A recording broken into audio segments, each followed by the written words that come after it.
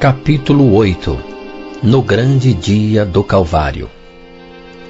Desde a sua altercação com a esposa, fechara-se Públio Lentulus na mais penosa taciturnidade. Dolorosas suspeitas lhe vergastavam o coração impulsivo acerca do procedimento daquela que o destino algemara ao seu espírito para sempre no instituto da vida conjugal.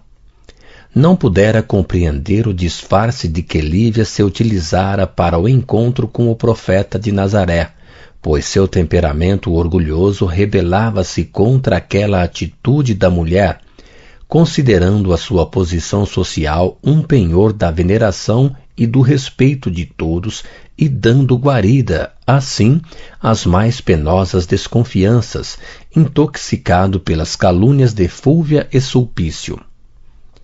Algum tempo decorrera e, enquanto ele se enclausurava no seu mutismo e na sua melancolia, Lívia abroquelava-se na fé, nas palavras carinhosas e persuasivas do Nazareno.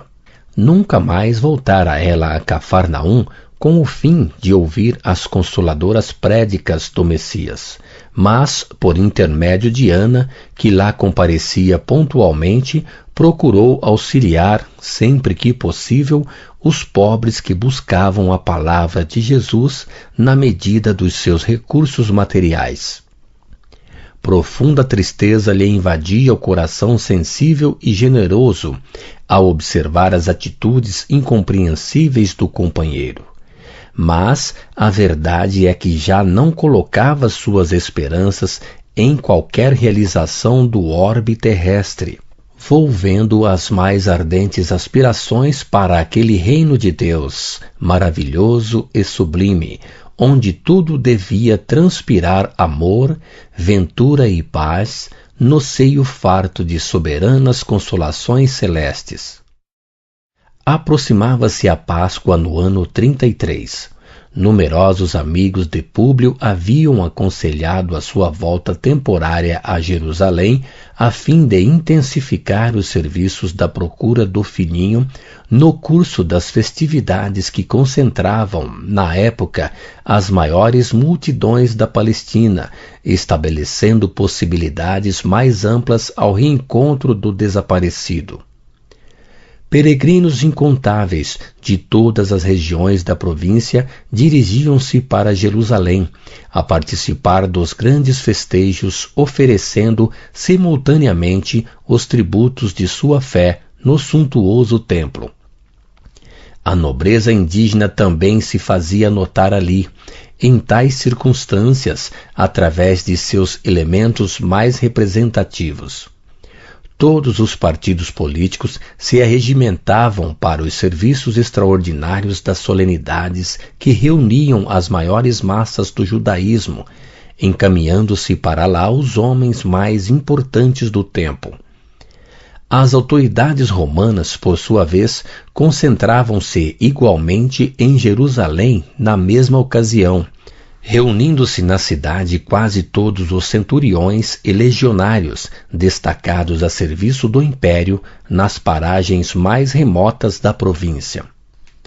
Públio Lentulus não desdenhou o alvitre e, antes que a cidade se enchesse de romeiros e exploradores, já ali se encontrava com a família, fornecendo instruções aos servos de confiança, conhecedores do pequenino Marcos, de maneira a estabelecer um cordão de investigadores atentos e permanentes, enquanto perdurassem os festejos. Em Jerusalém, o convencionalismo social não se modificara, notando-se apenas a circunstância de Públio haver dispensado a residência do tio Sálvio, adquirindo uma vila confortável e graciosa em plena rua movimentada, de onde pudesse observar igualmente as manifestações populares. As vésperas da Páscoa chegaram com a volumosa preamar de peregrinos de todas as classes e de todas as localidades provinciais. Interessante observar-se, naqueles blocos heterogêneos de povo, os hábitos mais díspares entre si. caravanas sem conto, revelando os mais esquisitos costumes, atravessavam as portas da cidade, patrulhadas por numerosos soldados pretorianos. E enquanto o senador fazia comparações de ordem econômica, social e política, observando as massas de povo que afluíam às ruas movimentadas, vamos encontrar Lívia em palestra íntima com a serva de sua amizade e confiança. Sabeis, senhora, que também o Messias chegou ontem à cidade? Exclamava Ana com um raio de alegria nos grandes olhos. Verdade? Perguntou Lívia surpresa. Sim, desde ontem chegou Jesus a Jerusalém, saudado por grandes manifestações populares. A ressurreição de Lázaro, em Betânia, confirmou suas divinas virtudes de Filho de Deus, entre os homens mais descrentes dessa cidade, e acabo de saber que sua chegada foi objeto de imensas alegrias da parte do povo. Todas as janelas se enfeitaram de flores para a sua passagem triunfal. As crianças espalharam palmas verdes e perfumadas no caminho, em homenagem a ele e aos seus discípulos. Muita gente acompanhou o mestre desde as margens do lago de Genezaré, seguindo-o até aqui, através de todas as localidades. Quem me trouxe a notícia foi um conhecido pessoal, portador do tio Simeão, que também veio a Jerusalém nessa grande caminhada, apesar da sua idade avançada. Ana, esta notícia é muito confortadora. E se eu pudesse, iria ouvir a palavra do mestre onde quer que fosse. Mas bem sabes as dificuldades para a consecução deste intento. Entretanto, ficas livre de tuas obrigações e trabalhos durante a permanência de Jesus em Jerusalém, de modo a bem aproveitares as festas da Páscoa, ouvindo ao mesmo tempo as prédicas do Messias, que tanto bem nos fazem ao coração. E, entregando à criada o indispensável auxílio pecuniário, observava que Ana partia satisfeita em demanda das cercanias do Monte das Oliveiras, onde estacionavam massas compactas de peregrinos, entre os quais se notava a presença do velho Simeão de Samaria, romeiro desassombrado que não trepidara, apesar da idade avançada, em aderir ao movimento das peregrinações pelos mais escabrosos e longos caminhos. Em casa de Lentulus não havia tanto interesse pelas grandes festividades do judaísmo. Um único motivo justificava a presença do senador em Jerusalém naqueles dias turbulentos: o da busca incessante do filho que parecia perdido para sempre. Diariamente ouvia os servos de confiança após as diligências empreendidas e, de instante a instante, sentia-se mais acabrunhado por acerbas desilusões, considerando a luta inútil naquelas pesquisas exaustivas e infrutíferas. Na vivenda clara e ajardinada, as horas passavam vagarosas e tristes. Embalde se movimentavam as ruas, patrulhadas por soldados e cheias de criaturas de todos os matizes sociais. O vozerio das ruidosas manifestações populares transpunha aquelas portas quase silenciosas, como ecos apagados de rumores longínquos.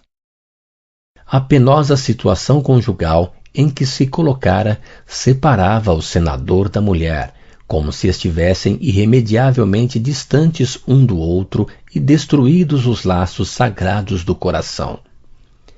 Foi a esse retiro de calma aparente que Ana voltou, certa manhã, passados alguns dias, a fim de cientificar a senhora da inesperada prisão do Messias.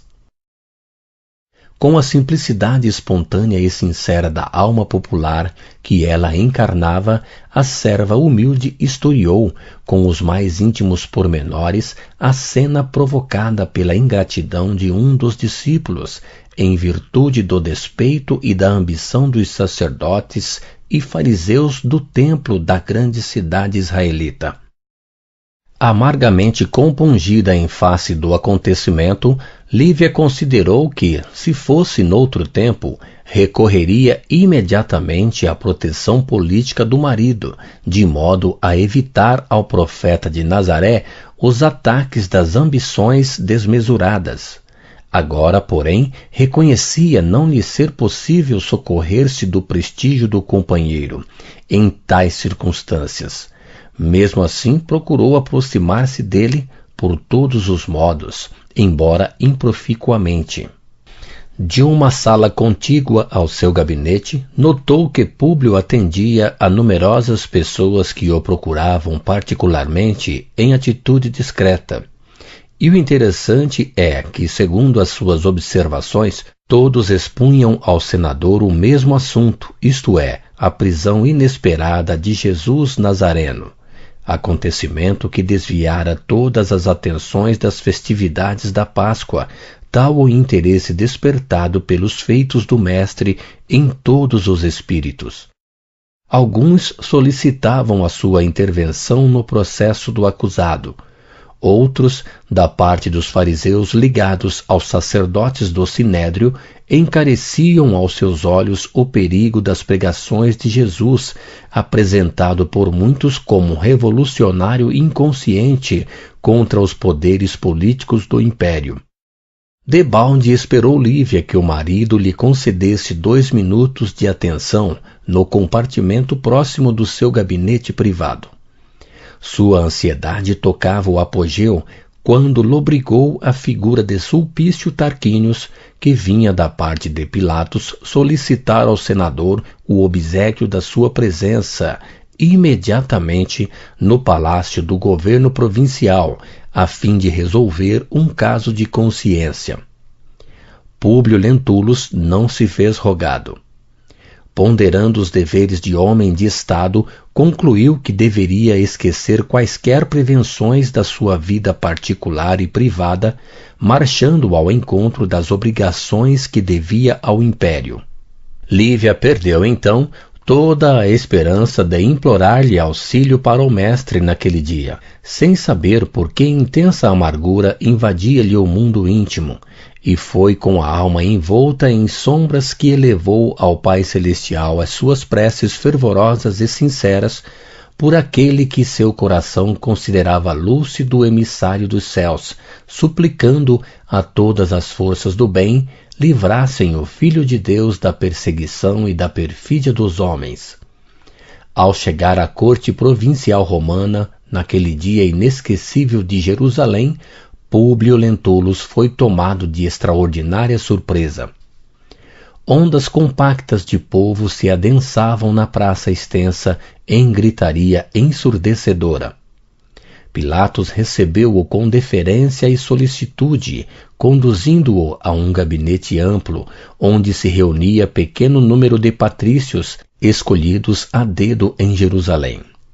O pretor Sálvio, funcionários de destaque, militares graduados e alguns poucos romanos civis de nomeada que passavam eventualmente pela cidade, ali se aglomeravam, convocados pelo governador, que se dirigiu a Públio Lentulus nestes termos: Senador, não sei se tivestes ensejo de conhecer na Galileia um homem extraordinário que o povo habituou a chamar Jesus Nazareno. Esse homem foi agora preso, em virtude da condenação dos membros do Sinédrio. E a massa popular que o havia recebido nesta cidade, com palmas e flores, pede agora nesta praça o seu imediato julgamento por parte das autoridades provinciais, em confirmação da sentença proferida pelos sacerdotes de Jerusalém. Eu, francamente, não lhe vejo culpa alguma, senão a de ardente visionário de coisas que não posso ou não sei compreender, surpreendendo-me amargamente o seu penoso estado de pobreza. Neste comenos penetraram na sala as 2 irmãs Cláudia e Fúlvia, que tomaram assento nesse conselho íntimo de patrícios. Ainda esta noite, continuou Pilatos, apontando para a esposa, parece que os augúrios dos deuses se manifestaram para a minha orientação, pois Cláudia sonhou que uma voz lhe recomendava que eu não deveria arriscar minha responsabilidade no julgamento desse homem justo. Resolvi, portanto, agir em consciência, aqui reunindo todos os patrícios e romanos notáveis de Jerusalém, para examinarmos o assunto, de modo que o meu ato não prejudique os interesses do império, nem colida com o meu ideal de justiça. Que dizeis, pois, dos meus escrúpulos, na qualidade de representante direto do Senado e do Imperador, entre nós, neste momento? Vossa atitude... obtemperou o senador, compenetrado de suas responsabilidades. Revela o máximo critério nas questões administrativas. E, recordando no íntimo os bens que havia recebido do profeta com a cura da filhinha, embora as dúvidas levantadas por seu orgulho e vaidade, continuou. Conheci de perto o profeta de Nazaré em Cafarnaum, onde ninguém o tinha na conta de conspirador ou revolucionário.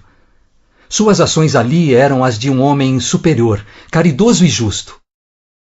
E jamais tive conhecimento de que sua palavra se erguesse contra qualquer instituto social ou político do império. Certamente alguém o toma aqui como pretendendo a autoridade política da Judéia, cevando-se no seu nome as ambições e o despeito dos sacerdotes do templo.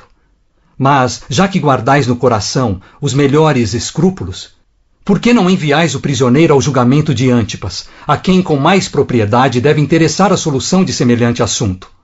Representando nestes dias o governo da Galileia aqui em Jerusalém, acho que ninguém melhor que Herodes pode resolver em sã consciência um caso como este, considerando-se a circunstância de que julgará um compatrício seu, já que não vos supondes de posse de todos os elementos para proferir sentença definitiva nesse processo insólito.